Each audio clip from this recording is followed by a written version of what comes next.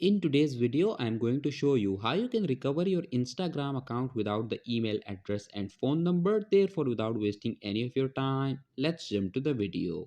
So if you have lost access to your Instagram account and now you don't have the phone number and email address as well, then what you have to do is to open your internet browser, type in the search bar, my Instagram account has been memorialized, click on this first link and then click on this let us know option. Now you need to fill out this form. So first enter your full name. After that enter your Instagram account username. Now enter a new email address.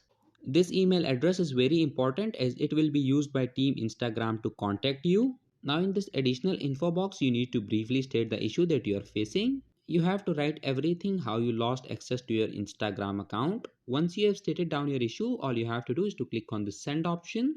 Once you click on send, within the next 24 hours, you will receive an email on your new email address from Team Instagram and they will ask you to provide some sort of identification. Once you have provided that, your Instagram account will be recovered without your phone number and email address. So that was it for this video and I'll see you guys in the next one. Peace out.